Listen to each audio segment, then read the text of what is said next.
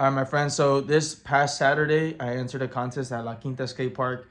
It's an annual Coachella Valley contest that this was the third year, and I only made it to semi. So I want to talk about some things that are kind of in my head right now about what I should improve, what to keep in mind, and what to practice if I plan to, um, compete in another contest of that, like of a similar style, right? And so really fast, some things that come to mind are coffee, or well, let me see, sleep, coffee, consistency, water. Damn, it's hard for me to do this. And your breath, right? So we'll start with, let's talk about consistency. And I think I want to say like preparation, right? Preparation, consistency.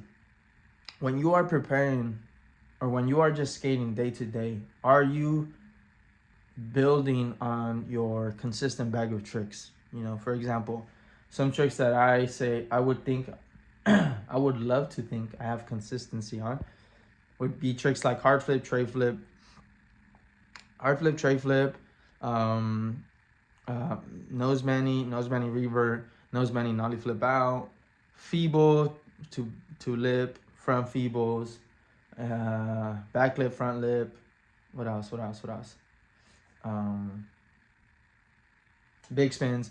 So those are tricks that I know for a fact I'll have pretty consistent. Now, tricks that I would love to have a bit more consistent are like kickflip, crooks, nollie crooks, backside flip, frontside flip, fakey flip, switch front pop, um, switch front board shove, Smith flip out. Oh, I have Smith consistently. So there's a lot of tricks that I know if I practice and I was consistent with my skateboarding overall, I can have a bit more consistent.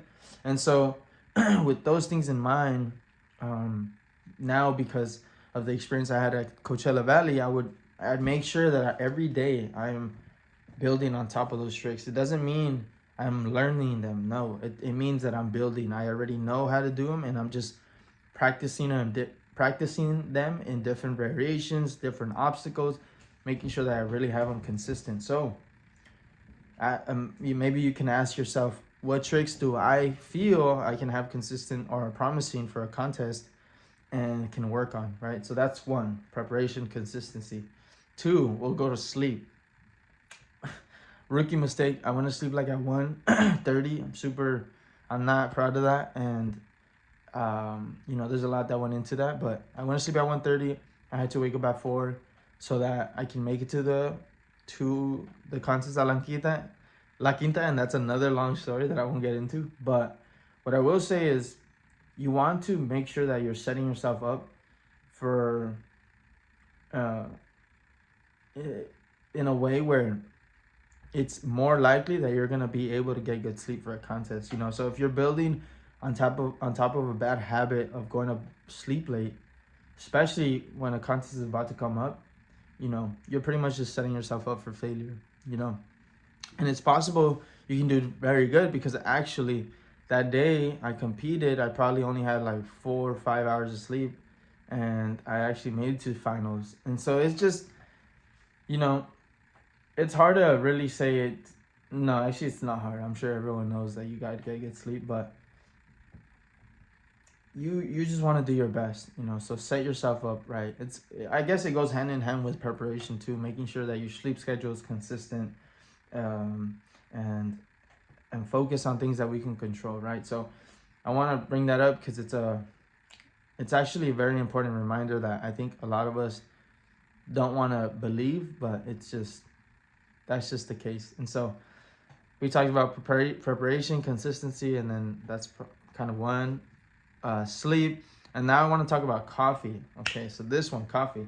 If you're a coffee drinker, a Red Bull drinker, energy drinker, even maybe a Gatorade or something, when you're consuming sugar or coffee, things that are gonna make you like want to explode, like, or just be more, how would I say, give you that perceived energy that you probably don't have for a consistent or a long amount of time, right?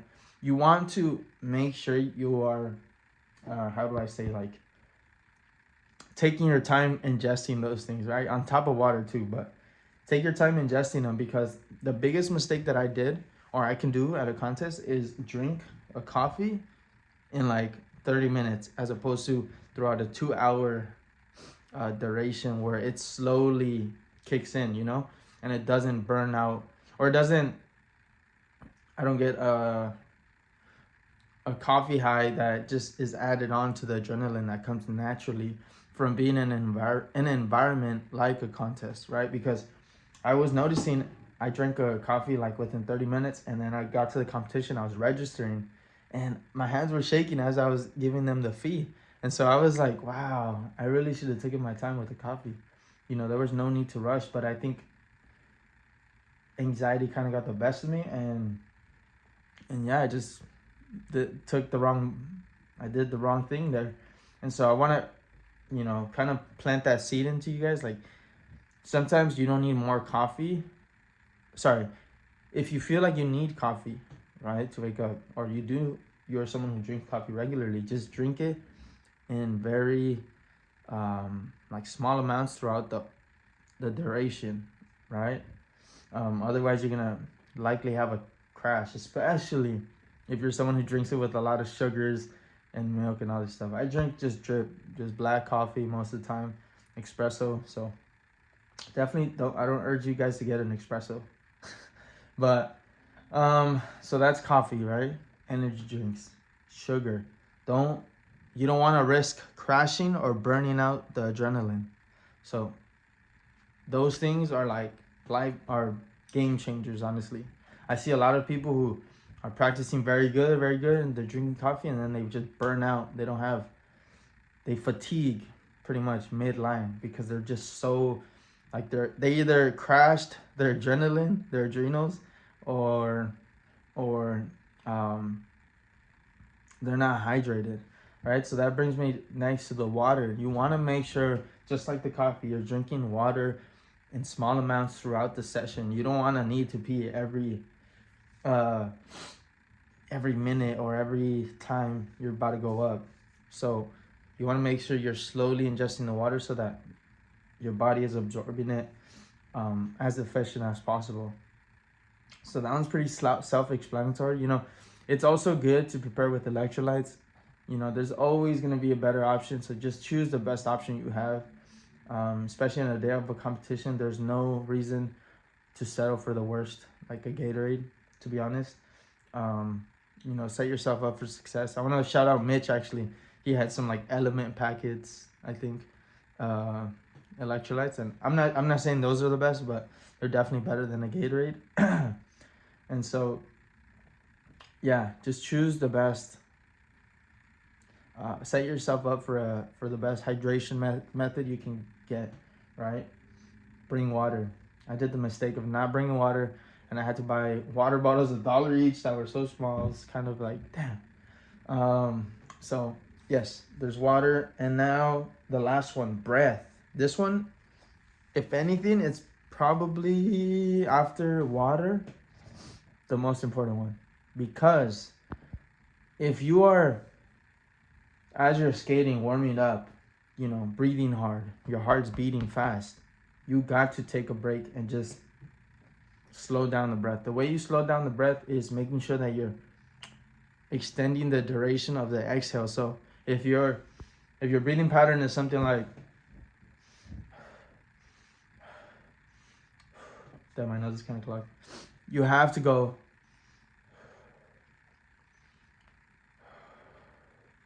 like maybe 1 or 2 seconds in, 4 out. Like, as an example, just extend the exhale relative to the inhale. So if you're going, you go.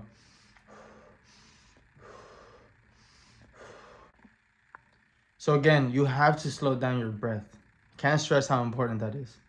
But yeah, having said that, preparation, consistency, sleep, coffee, hydration.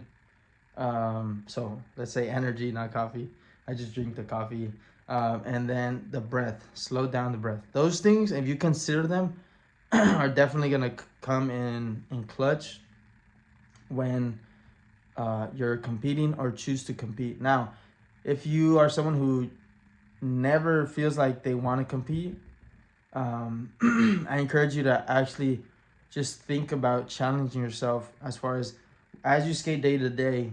Think about if you were in a competitive state or in a environment where it is a competition, um, are you prepared, right? Because I think even if you aren't someone who competes in skateboarding, it actually can teach you a lot. Wow, sorry. Competition and how to prepare for competition can actually teach you and gift you a lot of benefits. Like who doesn't want to land their favorite trick consistently? You know what I mean? So that's just one of many. But having said that, I wanted to just come on here and share my experience with the second competition I've ever been in. I'm 28, and I think I am looking forward to trying out, you know, seeing how I'll do on some future ones. So we'll see which ones those are. And yeah, I hope you guys have a great day and got something out of this video. If you are liking the videos, I want to say the comment will go so far. Subscribe, obviously, that goes a long way. And there's only so much more that I'm gonna put out. And I'll see you in the next video. Oh, look at this SAD hat. It's pretty sick. It's a Cupid shooting a hardware. That's pretty sick. SAD all day. Skate all day. Shout out. But anyways, have a great day. I don't know what this means, but